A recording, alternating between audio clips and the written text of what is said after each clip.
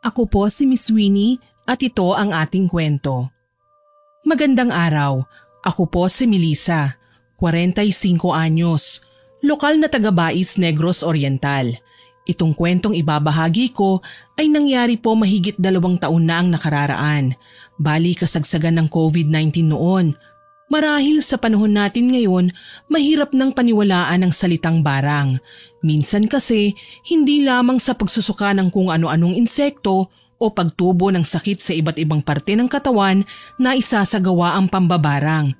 May mga magagaling sa gawaing ito kung saan kaya nilang bigyan ang taong kinamumuhian nila ng karamdaman na hindi napapagaling ng mga simpleng remedyo at gamot mula sa makabagong medisina.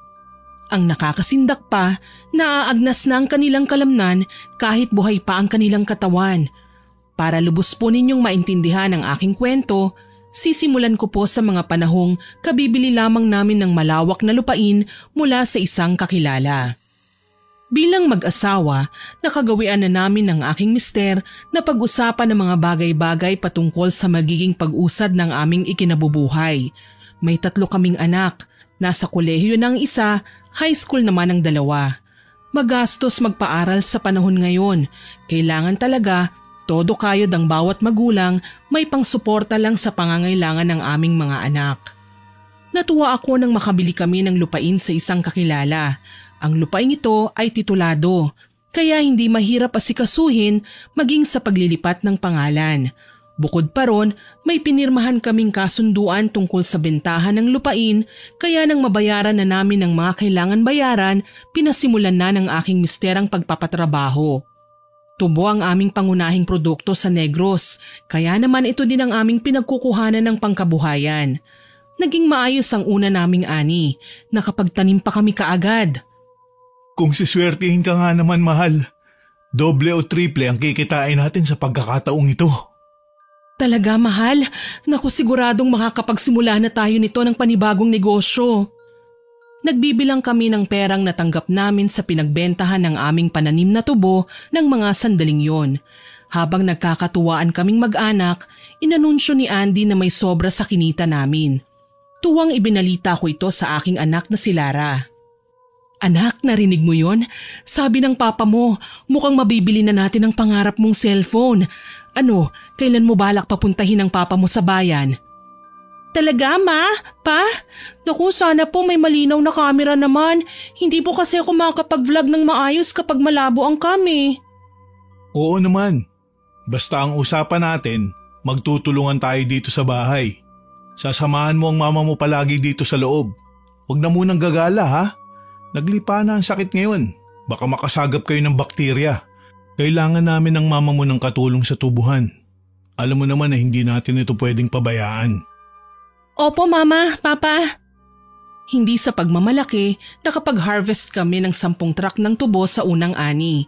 Umaasa po ako na mas madadagdagan pa yun ngayon. Kada sumasahod po kasi kami, nagdadagdag kami ng punla ng tubo na may mas magandang klase para mas dumami ang aming pananim. Mas maraming ma-harvest, mas malaki ang perang matatanggap. Kahit ba taunan lang kaming nagkakapera, nagagamit namin ang aming sobrang halaga sa ibang bagay. Pinag-iisipan naming ipuhunan, ibili ng mga dagdag na kagamitan at nagbubukod din ng mga pang-tuition ng panganay ko sa kolehiyo. Nagagawa namin ito ng maayos dahil nagtutulungan kaming mag-anak. Sa katunayan yan, marami ang natutuwa sa amin. Huwaran daw kaming pamilya. Magandang gawing modelo sa bawat mamamayan sa aming bayan. Hindi kasi kami nagpapadaig sa anumang pagsubok na dumadating sa amin. Kaso nga lang minsan may mga problemang dumarating nang hindi namin inaasahan. Hapon yun nang umuwi si Lara galing sa pagkuha ng kanyang module sa eskwelahan. Humahangos ang dalagita.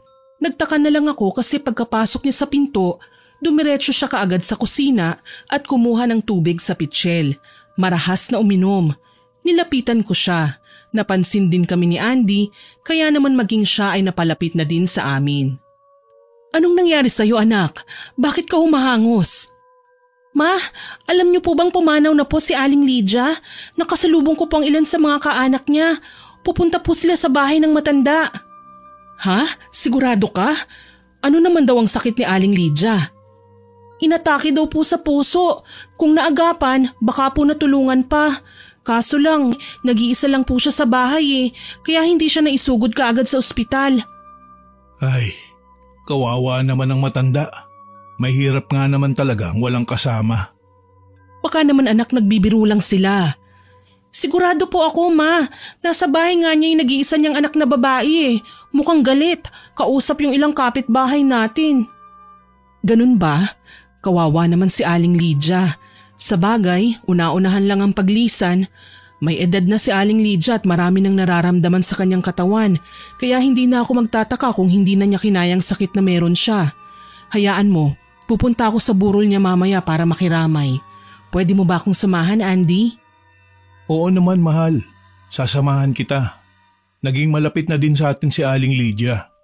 Tayo ang unang pinupuntahan ng ginang kapag may mga mahalaga siyang desisyon na gagawin Tinuring na din niya tayong mga anak. Ma, sasama din po ako sa inyo ni Papa. O siya, basta siguraduhin mo na may sinaing na tayo bago makaalis, ha? Opo.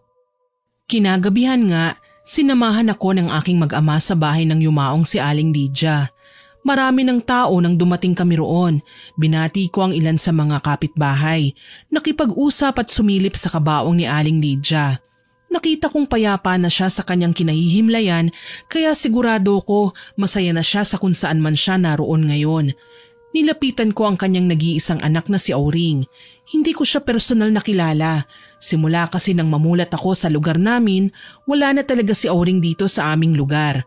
Bali, hiwalay si Aling Lydia sa asawa niya at napunta sa poder ng ama si Auring.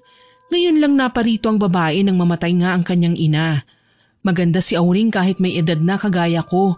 Tahimik na babae, kumikibo lamang kapag tinatanong, may pagka-strikta. Gayunpaman, wala akong dapat na ikabahala sa paglapit sa kanya. Wala naman akong issue laban sa babae Tinapik ko ang kanyang balikat na ikinalingon niya sa akin. Nakikiramay kami sa pagkamatay ng nanay mo, Auring. Kilala mo ako? Ipinagtanong ko lang naman sa mga kamag-anak niyo ang pangalan mo. Ngayon ka lang kasi namin nakita . Ako nga pala si Melissa. Pamilyar sa akin ang pangalan mo. Kung hindi ako nagkakamali, kayo ang nakabili sa lupang ibinenta ng aking ina? Oo, kami nga. Tumango lang si Auring kahit gusto kong magtanong kung bakit. Naisip ko, wala naman yata sa lugar na pag-usapan namin ang tungkol sa lupaing nabili namin mula sa yumaong si Aling Lydia, lalo na at kamamatay lamang nito. Ang ginawa ko, nanatili na lamang ng ilang sandali at nakipag-usap ako sa iba pa naming kakilala. Naiilang kasi ako kay Auring. Pagsapit ng hating gabi, umuwi na kami ni Lara at Andy. Lumalamig na ang gabi, mahal. Hindi tayo pwedeng magpahamog. Tama ka, agahan na lang nating bumalik bukas. Mabuti na lang Sabado na kinaumagahan. Walang pasok ang mga bata sa online class nila. Makakasama din kami sa paghahatid sa namayapang ginang sa huli niyang hantungan. Hindi kasi naembalsamo ang katawan ni Aling Lydia kaya hindi na pwedeng patagalin pa. Dito sa bukid, hindi namin gaanong nabibigyang pansin ang tungkol sa pagpunta sa mga punerarya. Maliban sa magastos na, ay malayong-malayo na kami sa bayan na ang tanging sasakyang bumababa papuntang Bai City ay dadalawa lamang at tigi-isang trip pa sa umaga. Bukod pa ron, naka-lockdown ang buong syudad at pili lamang ang pinapayagang makaluwas ng bayan. Pagsapit nga ng umaga, naghanda na kami para makipaglibing. Kasama ko ulit ang aking asawa at anak. Hindi naman kami nagtagal lalo na't may mga gawain din sa bahay. Dito sa bukid, ibang klaseng pagpag ang ginagawa namin. Diretso uwi lang kami sa bahay. Bago pumasok, nagpapaabot kami ng abo mula sa lutuan. Sinasaboy namin ito sa paanan kung saan kami tatapak, tsaka kami tuluyang pumapasok sa bahay. Sa paraang ito, hindi makakapasok sa aming tahanan ng kaluluwa ng namayapa na at maghahanap na lang ng ibang lugar na mapaggagalaan. Naging maayos naman ang buo naming maghapon hanggang sa lumipas ulit ang 3 araw. Nagulat ako at nagtaka nang may magtao po sa labas ng bahay. Abala ako sa pagluluto noon kaya tinawag ko si Lara na nagsusuklay ng kanyang buhok habang nakaharap sa salamin. Anak, pakitingnan mo nga kung sino ang nasa labas. Saglit lang po, Ma. Naghintay nga ako hanggang sa bumalik si Lara at bumulong sa akin. Ma, nasa labas po si Manang Auring. Ano raw bang kailangan niya? Hindi ko po alam pero kayo na po ang humarap ma. Malilate na ako sa klase namin Si Papa daw po may inaasikaso sa likod. Sige, pagkatapos mo dyan magpahinga ka naman ha? Opo, dito na po muna ako sa kwarto. Ilang subjects lang naman ang pag-aaralan namin ngayon Wika ni Lara sabay halik sa aking pisngi. Bago siya tuluyang pumasok sa silid, pinapasok niya sa loob ng bahay namin si Auring at pinaupo sa sala kaya nang magtungo ako roon, nagkaharap kami kaagad. Magandang umaga, Melissa. Auring, napasyal ka. Oo mahalaga kasi ang pakay ko. Hindi na din ako magpapaligoy-ligoy pa. Gusto sana kitang kausapin tungkol sa lupang binenta ni nanay sa inyong mag-asawa Napakunot ang aking noo. Kung ang sadya niya nga ay tungkol sa lupa, wala naman kaming dapat pang pag-usapan. Nakaproseso na sa opisina ng DAR o Department of Agriculture ang tungkol sa paglilipat ng pangalan ng titulo ng lupain mula kay Aling Lydia papunta sa amin. May deed of sale kami, mga pinirmahang kasunduan at may mga saksi pa sa ginawang bilihan at bayaran. Dala ng kinakabahan ako sa maaari niyang sabihin, tinawag ko ang aking mister at hinayaan namin siya na magsalita ng kaming mag-asawa mismo ang kaharap niya. Mahal, halika nga muna rito. May mahalaga raw kasing sasabihin sa atin si Auring Ha? Tungkol saan? Siya na lang ang tatanungin natin. Magkasama kami ni Andy na bumalik sa sala kung saan naghihintay si Auring. Nagsalita siya kaagad pagkaupo naming mag-asawa. Alam niyo kasi, naging padalos-dalos si nanay sa pagbebenta ng lupain niya. Hindi man lang niya iniisip na may anak siyang nangangailangan nun kagaya ko. Dahil naibenta niya ito sa inyo. Narito sana ako para maayos na makipag-usap Gusto ko sanang bawiin ang lupain ng nanay ko. Nagpanting ang aking tenga sa narinig ko. Bakit niya babawiin ang isang bagay na simula nang mapa sa amin ay wala naman siyang kinalaman? Tsaka desisyon ng kanyang ina na ibenta ang lupaing pagmamayari niya. Walang magagawa ang anak kung hindi naman siya binigyan ng mana. Kailangan niyang irespeto ang nais ng matanda. Tumayo ako at tinignan siya. Sinubukan akong pigilan ni Andy pero nakalusot pa din ang mga katagang gusto kong pakawalan. Teka lang, mahal. Ganun na lang ba yun? Matapos naming gawing productive ang lupang matagal ng bakante, babawiin mo na lang kahit nakapangalan na sa amin ang mga papeles nito? Auring, pasensya na, pero hindi ka namin mapagbibigyan. Masyado nang mahaba ang proseso na hinintay namin. Malaki na ang aming ginastos. Hindi kami bata para basta nalang abutan ng candy at babawiin din pagkatapos. Diretsahan kong sabi. Alam kong sumama ang loob niya pero wala akong pakialam. Sumusunod lang kami ng aking asawa sa pinirmahan naming kasunduan. Marami na kaming nagawang sakripisyo at isang kalokohan ang nais na mangyari ng babaeng kaharap namin ngayon. Kaso lang, mapilit si Auring. Tumayo din siya at tinaasan na din kami ng boses. Oo, ganun lang yon. Alam niyo kung bakit? Nagkamali kayo sa pagbili ng lupain namin. Matanda na ang nagbenta. Porke alam niyong hindi na kaya ni nanay na trabahuhin ang lupa niya, binili niyo naman kagad. Inabuso niyo ang nanay ko Sinamantalin niyo ang pangangailangan niya ng pera. Oo naman, sinamantala namin ang pangangailangan niya ng pera. Naghahanap din kami ng ikabubuhay, kagaya ng nanay mo, Auring. Ilang taon na ba siyang nag-iisa sa bahay niya? Siguro nga buong buhay na niya, wala na siyang kasama. Bakit nung mga panahong kailangan niya ng pera, nung nauubusan na siya ng pagkain, pinadalhan mo ba? Kinumusta mo ba kung ayos lang siya?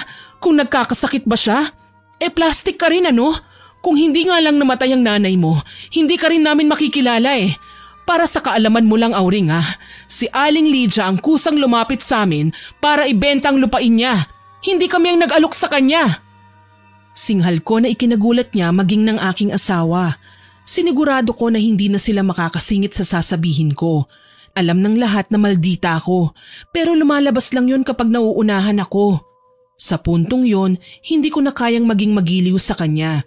Tutal naman, pagkailang talaga ang first impression ko sa kanya.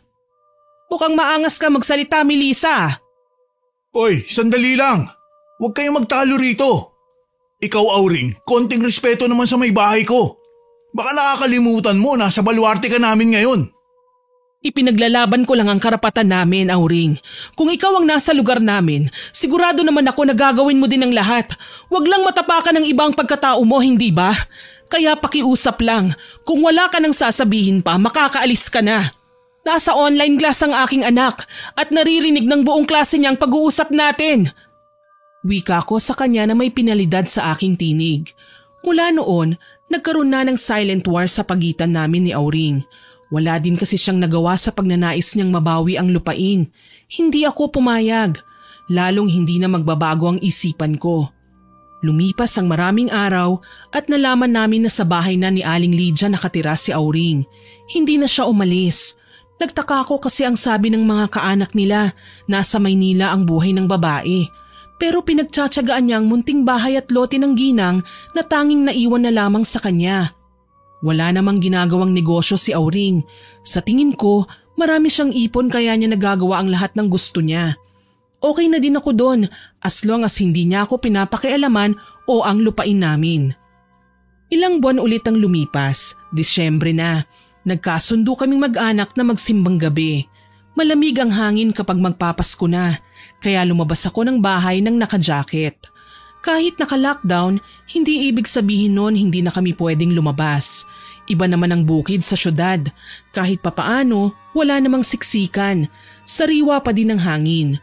Walking distance lang mula sa amin ang simbahan, kaya naglakad kami. Natatandaan ko, nakaangkla ako noon sa braso ni Lara. Wala namang gaanong poste sa kalsada, kaya may dala-dala kaming flashlight para magsilbing liwanag sa aming nilalakaran. Saktong napadaan kami sa dating tahanan ni Aling Lydia nang makita ko si Auring. Nakatayo ang babae sa harapan ng kanyang bahay. Nakangisi. Hindi ko ma-explain ang kabang nararamdaman ko kaya naman napahawak ako sa kamay ni Lara na napansin din pala ng anak ko. Ma, bakit kaya ang weirdo ni Manang Auring? Kita mo, para siyang sinasapian. Shh, huwag kang maingay, marinig tayo. Usap-usapan sa school na mambabarang daw po si Manang Auring. Kaya niyang manghipnotismo gamit lang ang mga mata. Lara, pupunta tayo sa simbahan ha. Hindi pa man tayo nakakadalo sa misa ay malaki na ang kasalanan mo. Tumigil ka na, hindi naman tayo inaano ng tao eh. Saktong pagkasabi ko noon, nagkatitigan kami ni Auring. Maya-maya pa, napakunot noo ako nang magsalita siya sa akin. Ang sexy mo naman, Melissa. Ngayon ko lang napagtanto na ang puti-puti mo rin pala. Tapos ang likuran mo, hulmang-hulma. Anya na labis kong ikinagulat. Hindi ko tuloy matansya kung bukal ba sa loob ang sinasabi niya o pinagtitripan lang ako. Hindi naman kami close at sa pagkakatanda ko, magkaaway kami nung huli siyang lumabas ng bahay ko.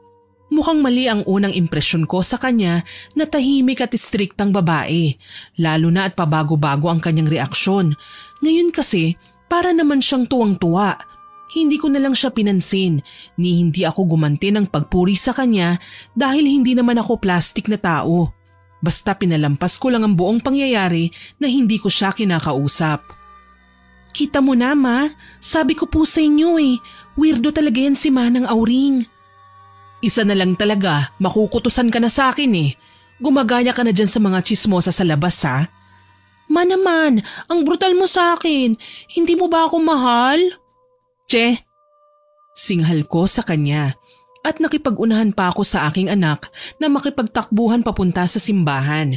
Ganito talaga kami maglambingan ng aking anak na babae.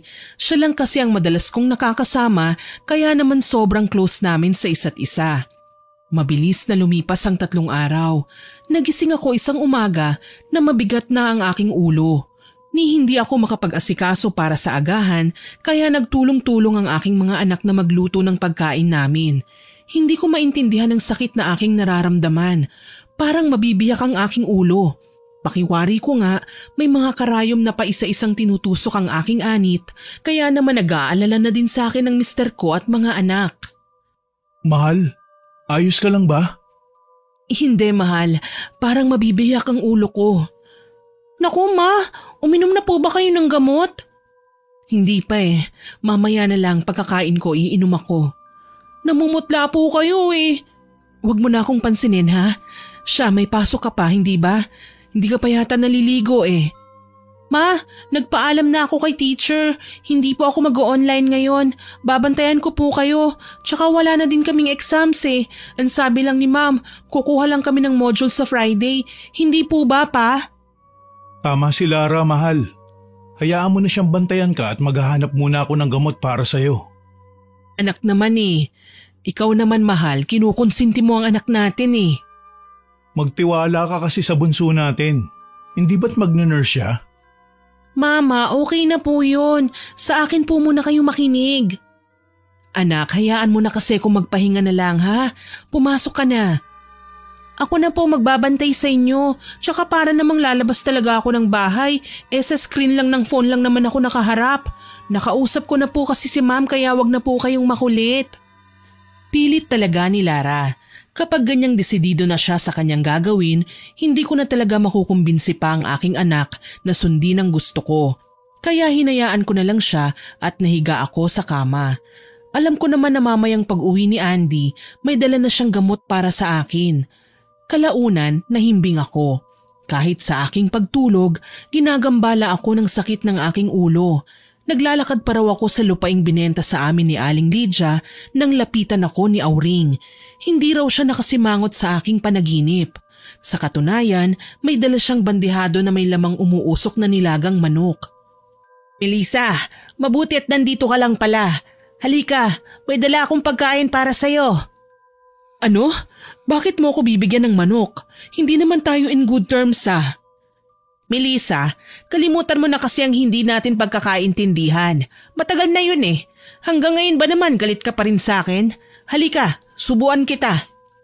Hindi raw ako umangal nang subuan niya nga ako. Ginamit pa niya ang mga kamay para himayin ang isang buong manok hanggang sa kakaunti na lamang ito. Nang maubos ko nga ang pagkain, nagising naman ako.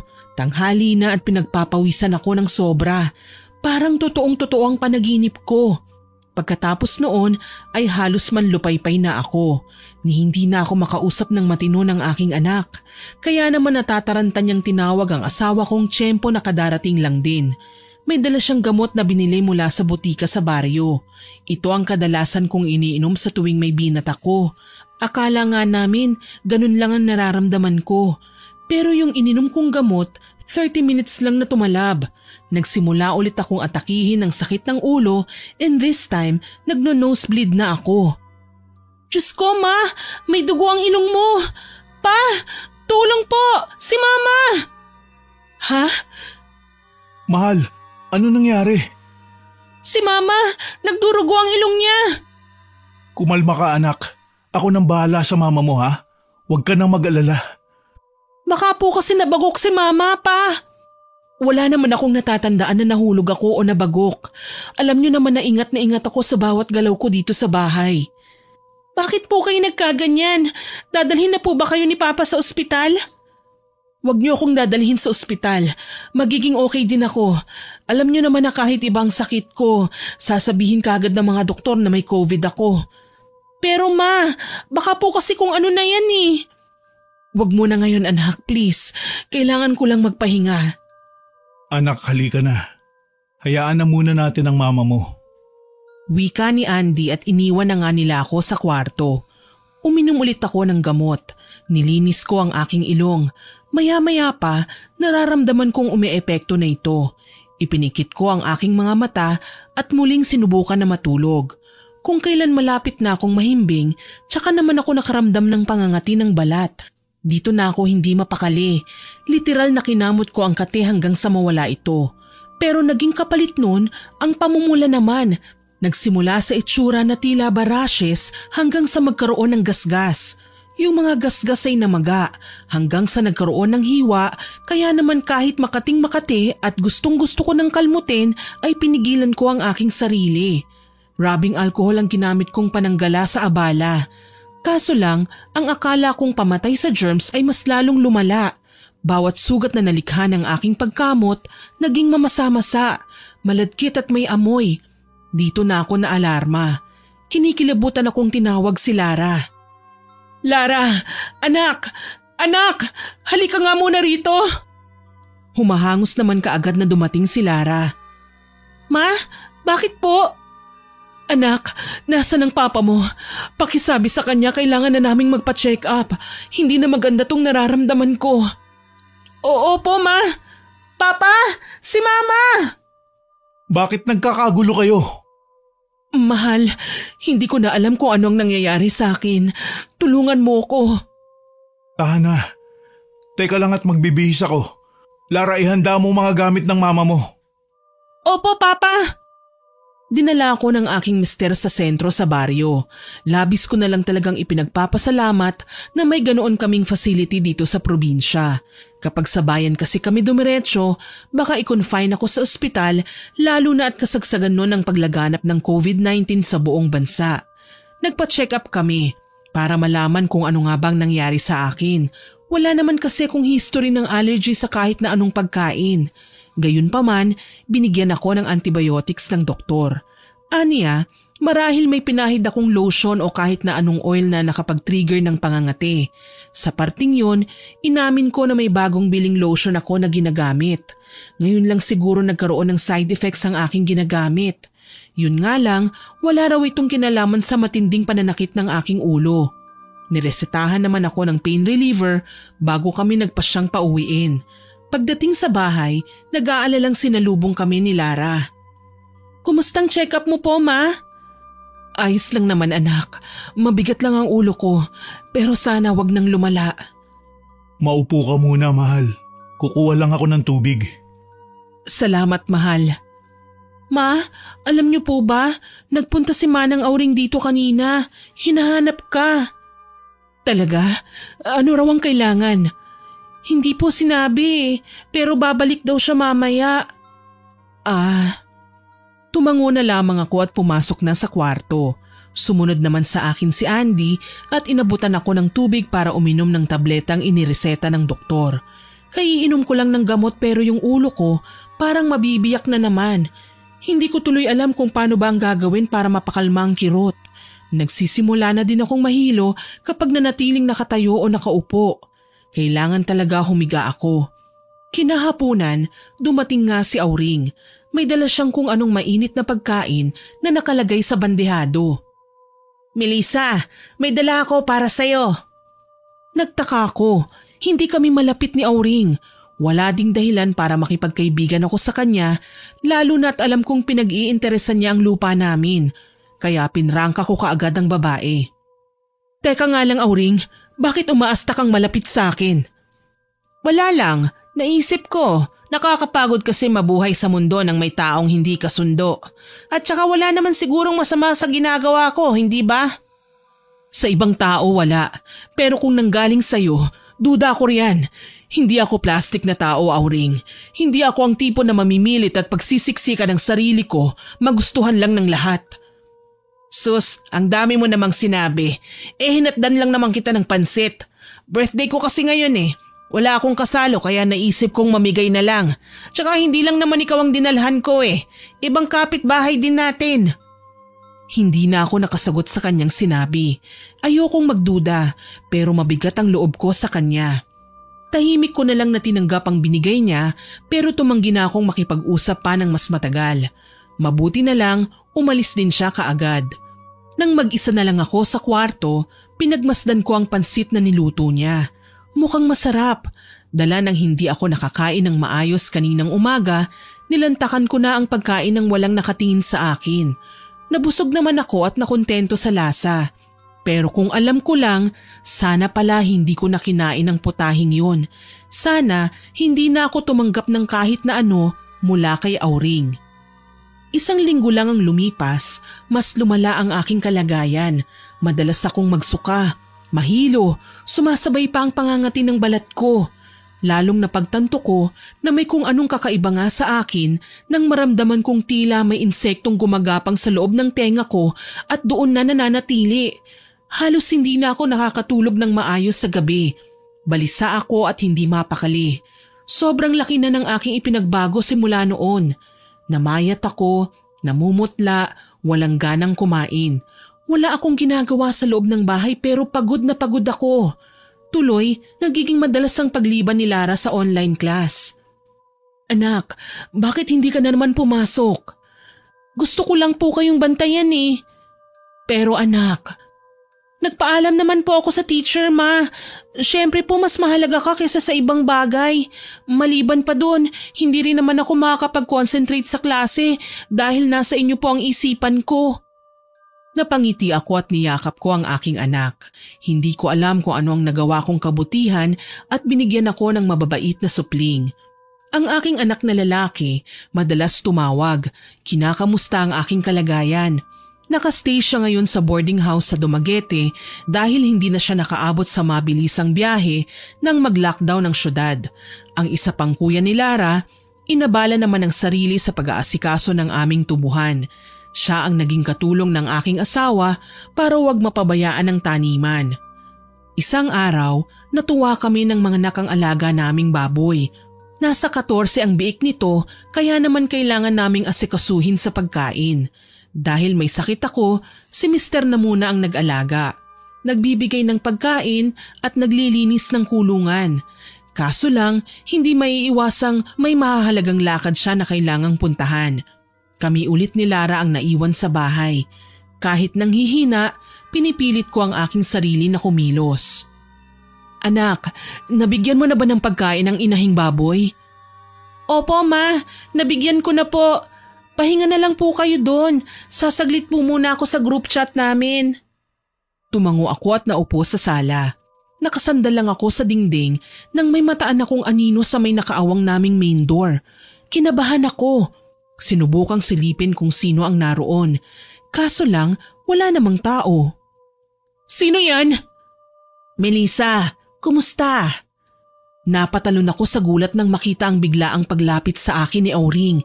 Tinititig-titigan niya ako. Siya pala ang anino na natatanaw ko sa labas. Anong ginagawa mo rito? Eto naman parang hindi tayo magkapit-bahay niyan eh. Chill ka lang. Wala akong panahon makipaglokohan sa'yo. Pwede ba umuwi ka na? Teka, mukhang namayat ka, Melissa. At nanlalalim ang mga mata mo. Ano bang nangyari sa'yo? May dinaramdam ka, no? Aniya na mas ikinasakit ng aking ulo.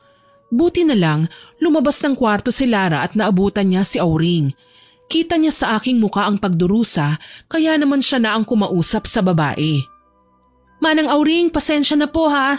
Hindi kasi maganda ang pakiramdam ni Mama eh. Baka po pwedeng tsaka niyo na po siya kausapin? Ang arte niyo naman, para sandali lang eh.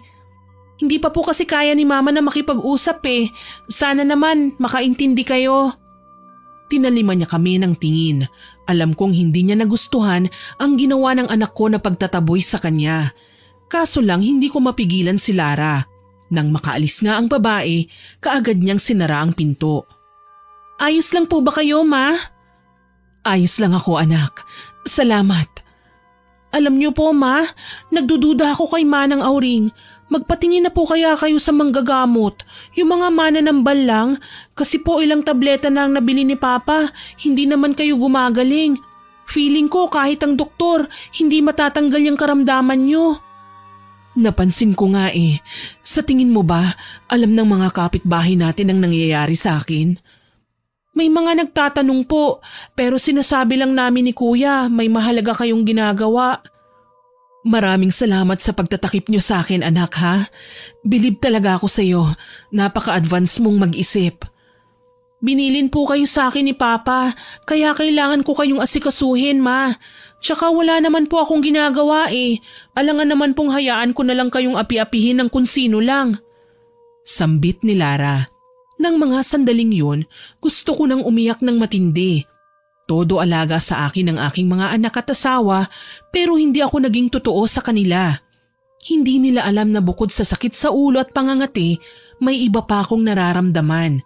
Minsan akong nagsuka ng napakaraming bagay na hindi ko akalaing lalabas sa bibig ko kagaya ng dahon. Kung minsan, nagsusuka ako ng dugo na may halong buhangin. Wala akong sinabi sa kanila dahil ayaw kong mag-alala sila. Kaso lang, wala nga yatang lihim na hindi masisiwalat. Lalabas din ang tinatago ko pagdating ng tamang tiyempo. Lalo na at isang araw, sa kalagitnaan ng aking pagsusuka, kasama ko ang aking asawa. Mahal, ayos ka lang ba? Iling lang ang isinagot ko sa kanya. Sobrang hirap na ako. Ni hindi ako makalabas ng bakuran man lang dahil sa labis na panghihina ng aking mga binti. Ang nakapagpataranta kay Andy ay nang makita niyang dugo naman ang sinusuka ko pero may napasamang iilang durog na uod. Diyos ko, saan galing ang mga ito, mahal? Hindi ko alam, mahal, pero hindi ko na kaya. Hirap na ako. Kailangan na kitang dalhin sa manggagamot. Kailangan malaman na natin ang totoong nangyayari sa'yo. Nanginginig niyang sambit. Napatango na lamang ako at pinakinggan siya habang tinatawag si Lara. Ang dalaga ko namang anak kay bilis na nakarating. Papa, bakit po? Maiwan ka muna dito sa bahay, ha? Dadalhin ko na sa manggagamot ang mama mo. Mag-iingat po kayo, Papa. Dinala ako ni Andy sa manggagamot na kakilala niya.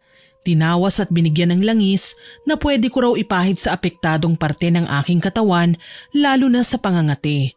Akala ko gagaling na ako ng tuluyan, pero sa bawat pagkakataong nakakauwi na kami sa bahay ay umaatake ulit ang aking karamdaman. Minsan, nahuhuli na ako ni Andy na umiiyak sa hindi maipaliwanag na sakit na aking nararamdaman. Mahal, nag-aalala na ako sa'yo. Ano ba talagang nararamdaman mo? Hindi ko na alam, mahal. Ako man naguguluhan na din. Nandidiri na ako sa bawat bagay na naisusuka ko. Huwag kang mag-alala. Hahanap ulit tayo ng ibang manggagamot. Naging masigasig kaming mag-asawa sa paghahanap ng manggagamot na pwedeng makapagpagaling sa aking karamdaman. Kapag lumalabas ako ng bahay, patago, balot na balot ang katawan. Halos hindi na nga ako nagpapakita sa aming mga kakilala eh. Ayaw kong malaman nila na malubha ako dahil baka pagchismisan na naman ako. Nakakarating na kami sa malalayong barangay para lang makahanap ng taong matutukoy ang sakit ko. Pero isa sa mga kapitbahay namin ang nagduda. Anak ko mismo ang kinausap niya. Nang makauwi nga kami ni Andy mula sa malayong paglalakbay, sinalubong kami ni Lara. Ma, nakausap ko po pala ang kapitbahay natin. Sabi niya, kung naghahanap daw tayo ng manggagamot, wag na daw po tayong lumayo. Bakit alam ba nila, anak? Hindi naman po. Kahit daw ilihim ko sa kanila, nababasa daw nila ang kilos natin. Pero wala naman daw po tayong dapat na ipag-alala. Hindi nila ipapaalam sa ibang nangyayari sa inyo. Salamat naman kung ganon. Sino ba ang manggagamot na sinasabi nila, anak? Si Mang Doming po. Lihim lang po palang pagiging albularyo niya. Kakaunti lang po ang nakakaalam. Nagkatinginan kami ni Andy. Kilala si Mang Doming sa aming lugar bilang normal na manghihilot lang ng pilay. Nang malaman namin ang tungkol sa panggagamot niya, nagliwanag ang aking muka. Maaga pa naman at kailangan ko na talagang makahanap ng resulta. Kaya naman niyaya ko kaagad ang asawa ko na umalis. Hindi naman kalayuan ang bahay ng lalaki. Ilang bloke lang mula sa amin. Pagdating namin sa bahay nila, nakatanaw na sa may pinto ang matanda. Tuloy kayo, Melissa. Inaasahan ko kayo na darating ngayon. Ha? Talaga ho? Alam ko kung ano ang kailangan nyo sa akin. Huwag kayong mag-alala. Gagaling ka, Iya. Heto, tanggapin mo. Isuot mo yan at wag na wag mong huhubarin. Iniabot niya sa akin ng isang pulseras. Nagulat ako sa bilis niyang umasikaso sa amin. Ni hindi pa nga kami nagsasambit ng tao po, pinapasok na niya kami. Wala pa man akong nasasabi sa aking sitwasyon, may ibinigay na siya kaagad sa akin. Mang Doming, tungkol po sana sa nararamdaman ko. Teka, huwag kang maingay. Kahit saan ka magpunta, naririnig niya ang sinasabi mo. Hayaan mo ako nang pumunta sa bahay niyo. May mga gagawin lang muna ako rito, pwede ba? Ay sige na, mauna na kayo. Susunod ako. Sige po. Nagtataka man sa kinikilos ni Mang Doming, wala kaming nagawa ni Andy kundi ang sumunod. Suot ang pulseras ay umuwi kami sa bahay at tahimik na naghintay sa kanya sa loob. Sa sala, panay ang dungaw ko sa may bintana. May napapansin akong bulto ng kunsinong babae sa likod ng malaking puno ng sampalok sa tapat ng aming tahanan. Parang kami ang sinisilip. Bigla kasing nagtatago kapag tinitignan ko. Wala noon ang mga bata. Pagdating kasi namin kanina, nagpaalam si Lara na magpapasama sa kuya niya na kukuha ng module. Nakamotor sila kaya alam kong hindi si Lara ang nasa likod ng nasabing puno. Mahal, nakikita mo ba yung aninong nasa tapat? Oo, mahal. Sino kaya yan? Kanina ko pa nga napapansin Kinikilabutan ako sa kanya. Gusto mo lapitan ko? Sa labis naming pagkagulat, nagsalita na si Mang Domeng sa may pinto. Bigla siyang sumabat sa usapan naming mag-asawa. Huwag ninyong lalapitan ng babae. Tuloy ho kayo, Mang Domeng. Salamat. Nagpresinta si Andy na ipaghanda kami ng makakain. Siya ang tumao sa kusina. Kilala naman namin ang matanda kaya kampante ako na kausapin siya ng kaming dalawa lang. Nagulat ako nang maglabas ng tila lalagyan ng Vicks Vaporub si Mang Domeng sa kanyang dalang bag. Tinanggal ang takip nun at pinahira ng aking noo, palad at likod pati na talampakan. Habang ginagawa niya yun, panay ang usal niya ng mga katagang hindi ko matukoy kung anong klaseng lengguwahe. May inilabas siyang itlog at bato. Ipinuwesto ito sa sahig kung saan hindi matatamaan ng liwanag. Nagulat ako nang bitiwan niya ang itlog sa gitna ng bato at hindi man lang ito gumulong para mahulog. Maya-maya pa, may garapon na naman siyang inilabas at dinasalan din. Ilang sandali pa, tinapat niya yon sa akin. Halos kilabutan ako nang makitang ibang muka ang refleksyong nakita ko doon imbis na muka ko ang aking dapat na masilayan. Kumpirmado. Binabarang ka, Iha. Seryoso po kayo? Idinaan ka sa usog na may kasamang pangangati. Ikaw naman nagpausog ka. Hindi mo siya ginantihan ng papuri, kaya mabilis kang natamaan ng bati niya. Alam mo bang linta ang ginamit niya para bigyan ka ng sakit? Yan ang dahilan kung bakit ka nagsusuka na may halong durog na uod. Diyos ko, ano pong dapat kong gawin? Saglit lang. Tumayo ang matanda at nanghingi ng baga kay Andy mula sa panggatong na naglalagablab sa apoy. Nilagay ito sa butas na kaldero at binuhusan ng langis at insenso. Sinadya ni Mang Domeng na mapausukan ako. Ilang sandali pa, ibinaba niya ang hawak at itinapat sa bibig ang kanyang hinlalaki, nilawayan ito at ipinahid sa aking noo. Puwera usog, puwera usog, puwera usog. Ibig niyong sabihin na usog ako? Oo, Iha. At hindi lang ito ang kaya niyang gawin. Kaya wag na wag kang tatanggap ng kahit na ano mula sa kanya. Pagkain o kagamitan. Mas lalong wag kang makikipaglapit sa kanya. Pwede kang kunan ng pawis o hibla ng buhok para gamitin niya ulit laban sa'yo. Halos takasan ako ng kaluluwa nang maalala ko ang pansit na binigay niya sa akin. Sa dami ba naman ang pwede kong kainin? Ang bigay pa talaga ni Auring? Humarap ako kay Mang Domeng at tumango. Naiintindihan ko po, pero matanong ko lang Mang Domeng, sino po bang nambarang sa akin?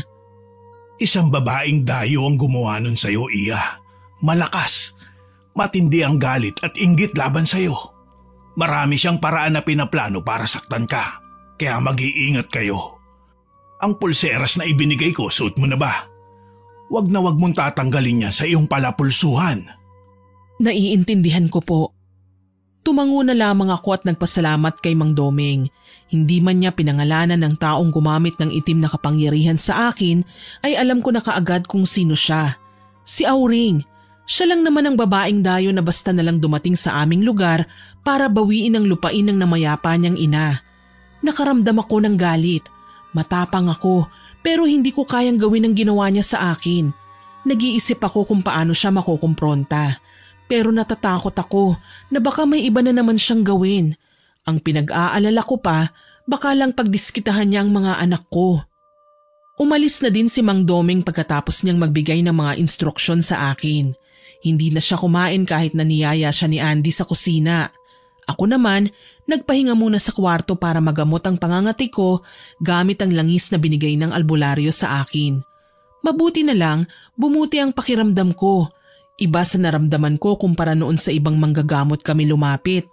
Masasabi ko na kahit anong gawing pag-uusog pa sa akin ni Auring, hindi na ako tinablan.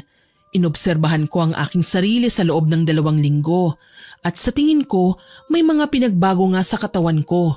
Nagkalaman ako ng konti at gumana ulit ang pagkain ko. Nanumbalik ng normal na kulay ng aking kutis. Hindi na nanlalalim ang aking mga mata. Nawala na ang pangangati. Medyo nanuyo na ang mga sugat. Maging si Lara ay tuwang-tuwa at hindi na raw magtatagal babalik na ako sa dating ako. Sa wakas, magaling na si Mama! Shh, huwag kang maingay. May makakarinig sa'yo eh. Niyakap ko na lang ang aking anak. Pakiramdam ko para akong bagong isinilang. Magaan na magaan ang aking pakiramdam. Alam ko sa pagkakataong ito, magiging okay na ang lahat. Magagawa ko na ulit ang mga bagay na hindi ko nagawa noon. Lahat ng taong nakakasalubong ko sa kalsada ay binabati ko. Kaso lang, sa pagkakataong ito, biglang sumalubong sa akin si Auring. Aba, magaling ka na. Nagmamadali ako, maghanap ka na lang ng ibang kausap. Yabang mo naman, Melissa, para binabati lang kita. Sino palang gumamot sa'yo? Bakit alam mong nagkasakit ako? May ginagawa ka bang kababalaghan na hindi ko alam? Aba, wala akong ginagawa sa'yo, no? Nalaman ko lang ang sitwasyon mo kasi sinabi sa akin ng anak mo. Wala akong pinagsabihan tungkol sa naging karamdaman ko, pero tila ba alam na alam ni Auring ang lahat ng detalye tungkol sa nangyari sa akin. Palibhasa, siya naman ang alam kong nagbigay ng karamdaman sa akin at wala nang iba pa. Dala ng hindi ko pa nakakalimutan ang lahat ng hirap na pinagdaanan namin nung mga nakaraang buwan, hindi na ako nakapagtimpi pa. Marahas kong tinulak si Auring na ikinagulat din niya. Alam ko ang ginawa mo, babae. Binarang mo ko, kaya huwag kang pakakasiguro na mananahimik lang ako sa lahat ng pinagdusahan ko. O baka namang gusto mong ipagkalat ko sa lahat ng tao yung sikreto mo nang kuyugin ka naman ng mga tao.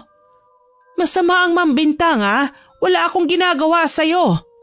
Kapag kaharap nga ako, wala. Pero kapag nakatalikod ako, may ginagawa ka.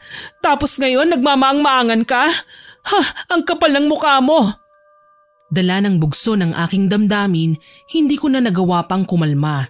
Iniangat ko ang aking kanang kamay at sinampal siya ng pagkalakas-lakas. Nagulat si Auring sa aking ginawa. Gayunpaman, hindi ako nakaramdam ng pagkakonsensya. Nagpambuno na nga kami ng tuluyan sa tabi ng kalsada nang gumanti ng pananakit sa akin si Auring. Hayop ka? Nananakit ka talaga? Ikaw ang hayop, haliparot ka, inggitera, walang magawa sa buhay. Mayaman ako, wala akong dapat na ikainggit sa'yo. Ah, talaga? Bakit babawiin mo ang lupa namin? Wala ka nang pakialam pa doon. Anak ako, malaki ang pakialam ko. Pero hindi na nga yun sa'yo kung hindi ka ba naman gaga? Halos hindi na nga mapuknat ang kalmot, hilahan ng buhok at sampalan habang salitan lang kami sa pagkakasakitan. Hindi talaga ako pumayag na madaganan niya ako, kaya naman pumulot ako ng buhangin at sinaboy ko sa mga mata niya. Ah! Hayop ka, Melissa! Ang mata ko! Yan ang dapat sa mga mambabarang na kagaya mo. Sana mabulag ka na. Sinira mo ang buhay ko.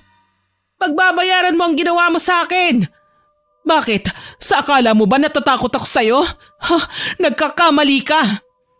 Tangkang ibabagsak ko na ang nadampot kong bato sa ulo niya nang humahangos na inawat kami ni Andy. Bakas ang gulat at sindak sa kanyang muka nang makita ang ginawa namin ni Auring. Mahal, ano ba naman to? Bakit kayo nagsasabunutan?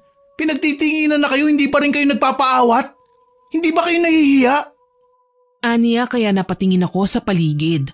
Marami ng tao ang nakikiusyoso sa amin. Taas noo akong tumayo at sinamaan si Auring ng tingin. Hinding-hindi ako hihingi ng tawad sa ginawa mo. Sa katunayan, kulang pang ang ganti ang pagsabunot ko eh. Ayos lang, Melissa. Bakit? Sa akala mo ba, mananahimik lang din ako? Masaya akong magkaroon ng kalaban na gumaganti. Ngumisi ng kay Rimarim si Auring. Hindi ko alam kung bakit nagmumukha na siyang demonyo habang nakatingin sa akin at natutuwa. Dinuro ko siya para mabawasan ng konti ang aking kaba. Subukan mo. Kapag may nangyaring hindi maganda sa akin, huwag mo nang aasahan na magiging tahimik pa ang buhay mo. Tama na, mahal. May nakapagsumbong na kay chairman. Baka mapabarangay ka pa. Awat sa akin ni Andy. Magkaagapay kaming pumasok sa bahay at binaliwala ang bulungan ng mga nakikipag-usyoso. Alam kong ayaw ng aking asawa na makita kaming nakikipag-away ng mga kapamilya niya sa labas ng bahay. Pero hindi ko na talaga maawat ang sarili ko. Feeling ko, napaka-unfair kung hindi ko mapagbubuhatan ng kamay ang sino mang nais na tumira sa akin ng patalikod. Bakit ba kasi kailangan akong idaan sa barang? Kung hinayaan niya ako makipagbasag ulo na lang sa kanya noon pa lang, siguradong masasabi ko na patas naman ang laban. Mahal, hindi mo dapat pinatulan si Auring. Anong gusto mong gawin ko? Hayaan na lang siyang kutsain ako? Hindi naman pwede yon. Pero hindi pa rin magandang tignan na nakikipag-away ka, mahal. Baka makita ka ng mga anak natin. Ano na lang ang sasabihin nila? Ayokong umabot sa puntong gagayahin nila ang mga pagkakamali natin dahil sa akala nila yun ang tama. Pwede naman nating kalmahan lang, di ba? Alamigin natin ang sitwasyon. Pasensya na, mahal. Nadala lang ako ng sitwasyon. Pakiramdam ko kasi pinagtatawanan niya ako kapag hindi ako nakatingin. Parang malaki na ang lamang niya sa akin at hindi ko matanggap na pinagkakatuwaan niya lang ako. Lahat naman kasi ng ginagawa ng isang tao, may kapalit yan, mahal. Kung nakagawa tayo ng masama sa kapwa, asahan nating masama din ang balik nun sa atin. Pero kung hahayaan natin siya na sirain tayo, wag na nating patulan. Siya pa din ang magdurusa sa epekto ng kanyang ginawa. Huwag kang bababa sa level ng tinuturing mong kaaway. Niyakap ko si Andy at nagpasalamat. Alam kong tama naman siya eh. Masyado lang akong naapektuhan ng init ng ulo ko kanina. Umaasa ako na magiging okay din ang lahat. Matuling lumipas ang ilang buwan. Kasabay ng pagsusumikap kong makalimutan ang ginawa ni Auring ay ang pagsisipag naming mag-asawa sa tubuhan. Hindi ko na siya pinapansin. Kahit na palagi ko siyang nakakasalubong, wala na akong sinasabing kung ano laban sa kanya. Kaso lang, nakakairita din ang ginagawa niyang pagtitig sa akin. Hindi siya maawat sa katitingin na para bang ginagawaran niya ako ng sumpa. Isang araw, nagsasampay ako ng nilabhang kong damit sa labas nang matanaw ko na naman siyang nakatayo sa tapat na kalsada at pinagmamasdan ako. Ano na naman kaya ang gagawin niya? Ay, bakit ko ba siya iniisip? Hindi na niya ako masasaktan pa. Matagal ko na siyang kinalimutan at hindi na dapat alalahanin pa. Wika ko sa aking sarili. Nagpatuloy ako sa aking ginagawa hanggang sa mapansin ko na lang si Auring na may hawak ng maliit na laruan. Sa tingin ko ay manika. Binubulungan niya yon kaya naman napailing ako. Akala ko nababaliw ng babae. Ang kaso lang, kasabay ng kung anong ginagawa niya sa manika, napapairi akong bigla sa labis na sakit. Pakiramdam ko may sumasaksak sa aking kalamnan kahit wala naman. Sunod-sunod yun. Mula ulo hanggang paa. Hindi ko natiis ang sakit kaya naman napasalampak ako ng upo sa lupa. Kinakabahan na ako. Wala pa naman si Andy sa bahay dahil may importanteng lakad ang asawa ko. Ang dalawang anak ko naman wala rin dahil nasa eskwelahan. Medyo lumuluwag na kasi noon ang pandemya kaya kahit papaano nakakapunta na ang mga bata sa paaralan para mas makausap ng masinsinan ng mga guro nila. Hintakot na gumapang ako hanggang sa makarating sa pinto. Pero hindi ko inaasahan na tatawid pa pala si Auring at dudungaw sa bakuran namin. Sige, Melissa, kapang, yan lang naman ang kaya ng mga mahihinang nilalang na kagaya mo eh. Ang gumapang at humalik sa lupa. Hayop ka, Auring. Wala kang kasing sama. Kapag ako nakaligtas sa kagagawan mong ito, papatayin kita. Ay, takot na takot ako. Kutsa niya sa akin. Gusto ko siyang patulan ng mga sandaling yon, pero hindi ko kaya. Pinagtawanan lang niya ako hanggang sa paulit-ulit niyang tinutusok ng karayom ang manika. Sinasadya niya itong ipakita sa akin. Hindi ko na maatim na indahin pa ang kirot kaya naman nakiramdam na lang ako sa tibok ng aking puso. Nanlalabo na rin ang aking paningin. Maya-maya pa, nanghihinang ipinikit ko ang aking mga mata. Hindi ko na matandaan kung gaano katagal akong nakapikit. Ang alam ko lang, nagising na akong nakahiga sa kama at binabantayan ni Lara. Mama, kamusta na po ang pakiramdam niyo? Masakit ang ulo ko, anak. Ano bang nangyari? Naabutan po namin kayong nakahiga na sa lupa, kaya humingi po kami ng tulong sa mga kapitbahay para maipasok po kayo dito sa kwarto. Nasaan ang papa mo? Kadarating lang po ni Papa. Nasa kusina po siya. Kausap si Mang Domeng. Bumangon ako nang marinig ang pangalan ng albularyo.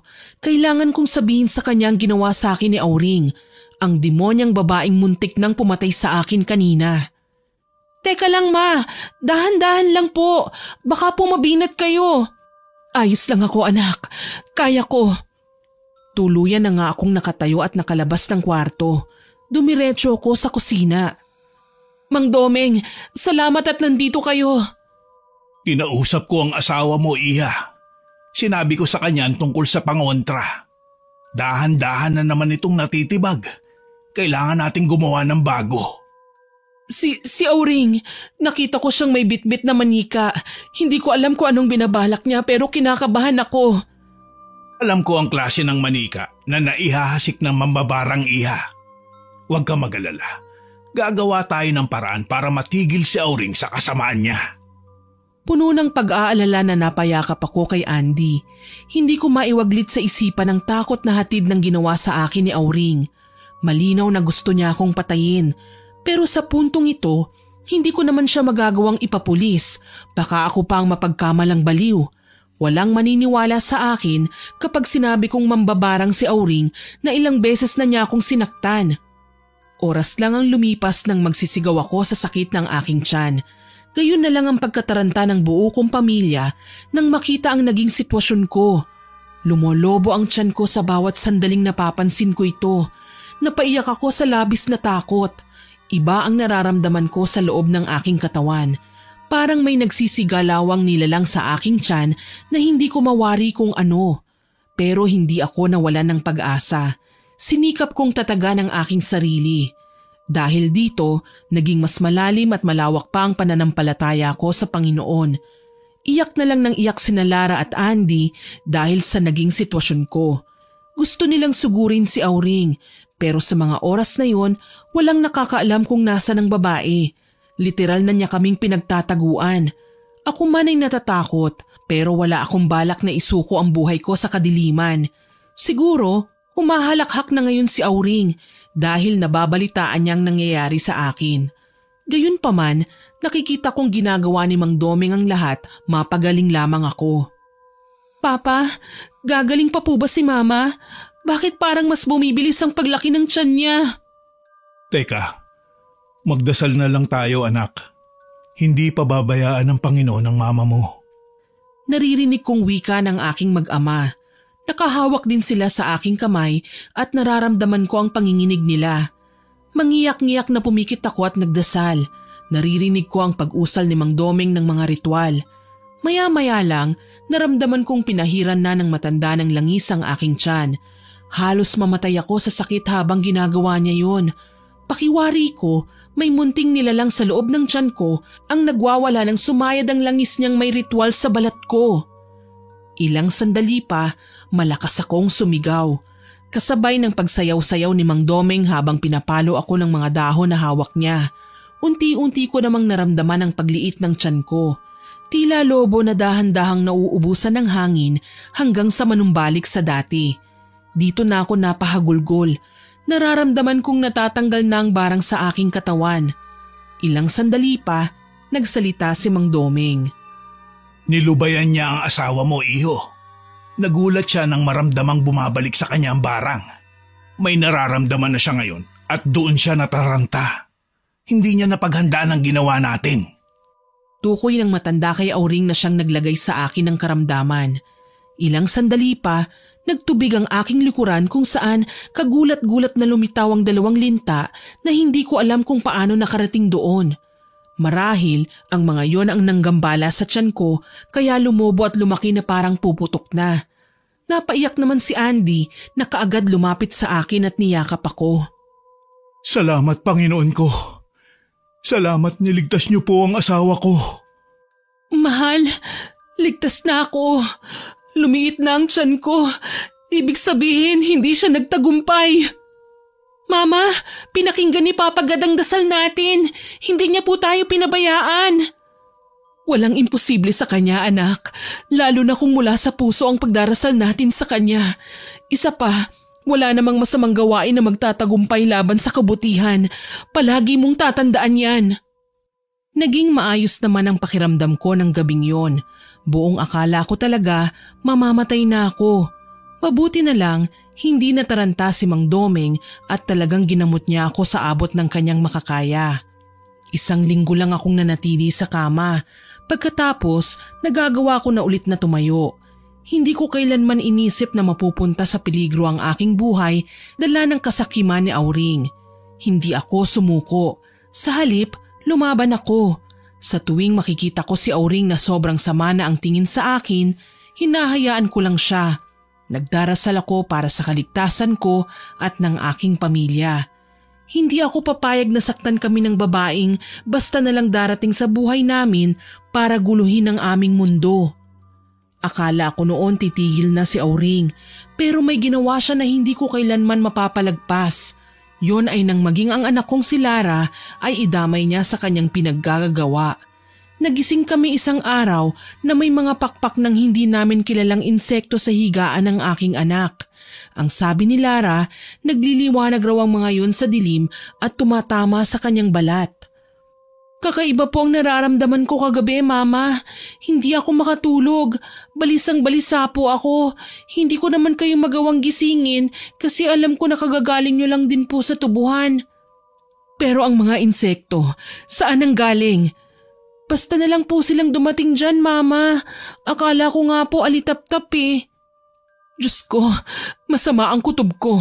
Kailangan tong malaman ni Mang Domeng. Ipinaalam ko kaagad ang nangyari nang makapunta ko sa bahay ng albularyo.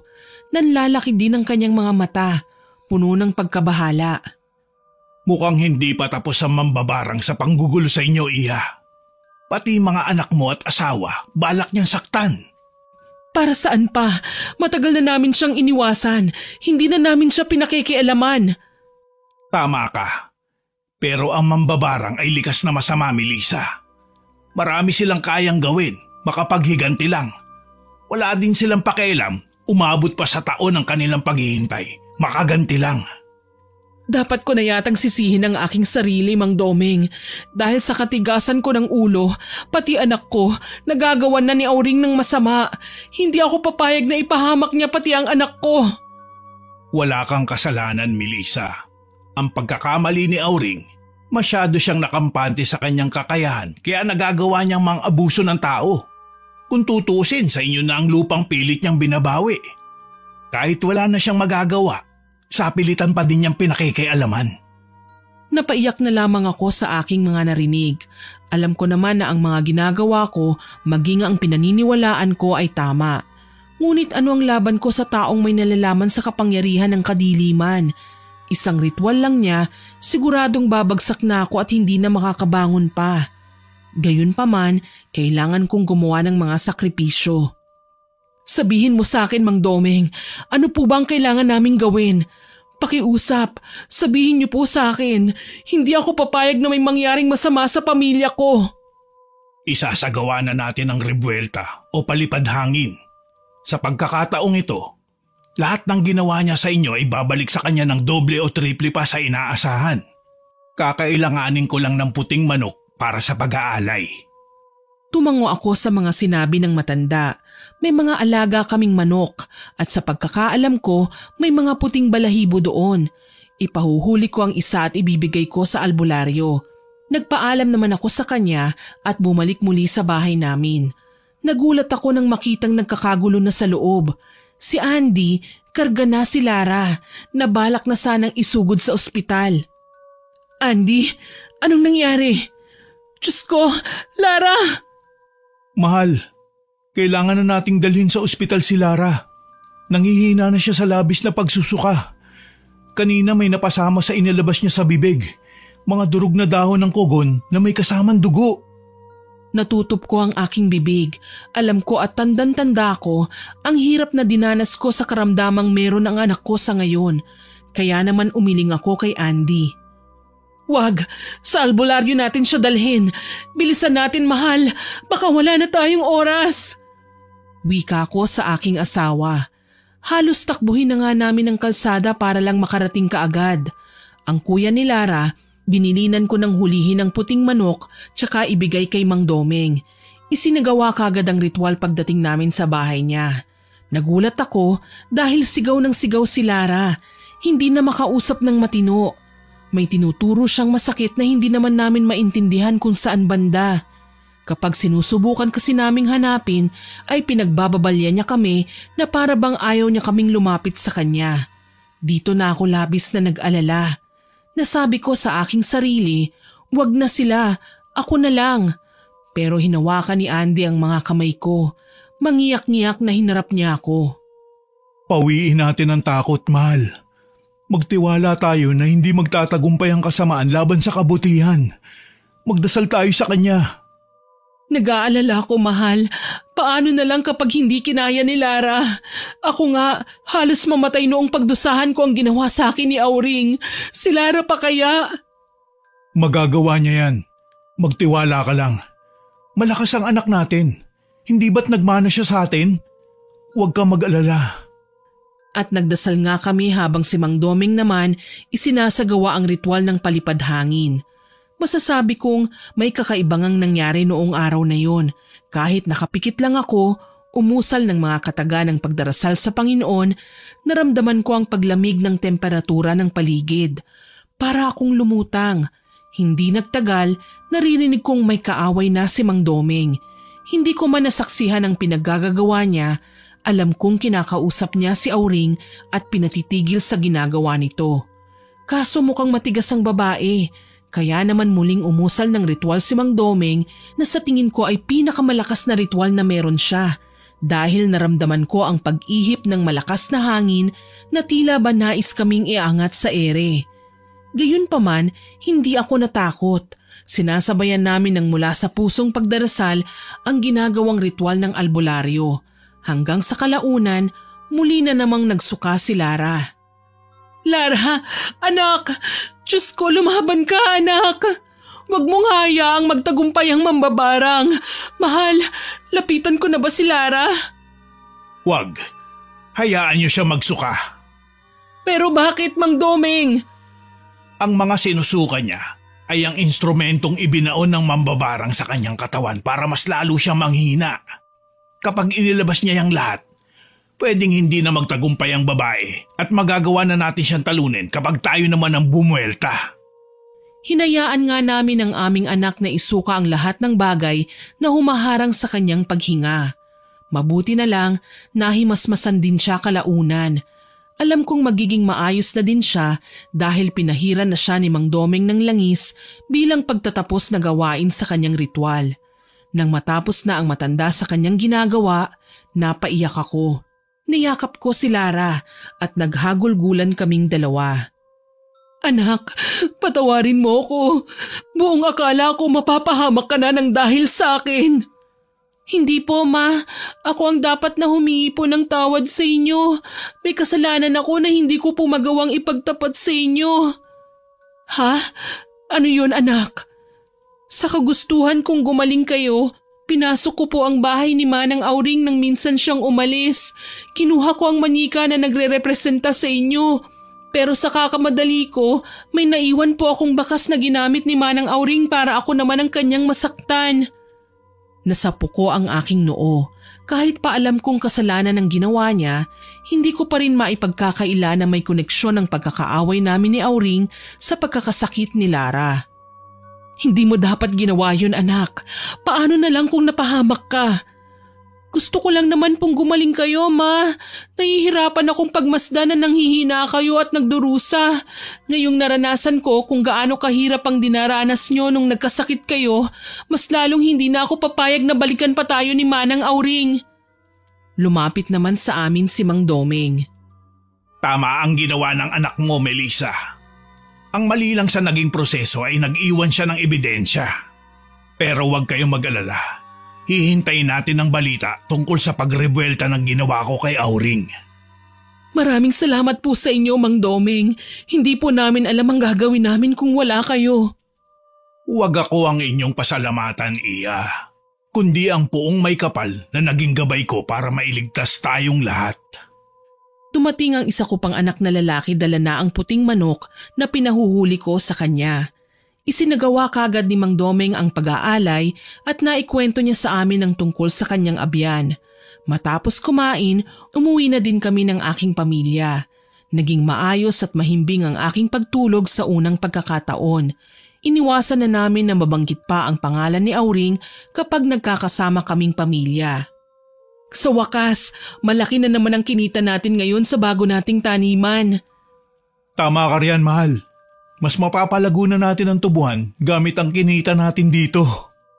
Tuwang wika sa akin ni Andy. Simula nang gumaling kami at makaligtas sa barang, naging maayos na ang aming buhay.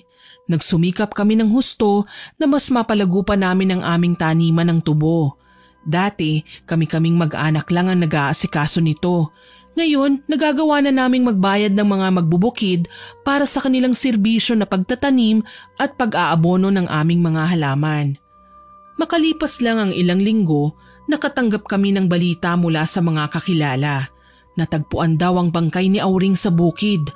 Kalunos-lunos ang pinagdaanan ng babae. Butas-butas ang kanyang buong katawan, nanuyo na at tila naubusan ng dugo. Marami ang nagtatanong kung ano ang nangyari sa kanya. Pero ang sinasabi ng mga kakilala namin, na karma na daw ang babae, lalo na at hindi lang pala ako at si Lara ang binarang niya sa aming lugar. Nakakatakot po palang nangyari kay Manang Auring, Ma. Bakit daw, anak? May nakakita pala sa kanya sa bukid bago pa siya mamatay. Nasa kalagitnaan siya ng kanyang pagtatanim ng bungang kahoy nang maraming bubuyog daw ang basta nalang umatake sa kanya. Sinubukang humingi ng tulong ni Manang Auring pero walang nagtangkang lumapit sa kanya. Marahil dala ng galit sa dami na niyang inagrabyado. Hindi natin masisisi ang mga tao, anak. Ako man, hindi ko maipapangako na matutulungan ko siya pagkatapos ng ginawa niya sa akin. Aba, kailangan din ng mga tao na matutunan ng kanilang leksyon para hindi na umulit at kung may mga tao man na magtangka ay hindi na ipagpapatuloy ang masamang gawain. Hindi lang ako makapaniwala na ang mga bubuyog pa talaga ang umatake sa kanya.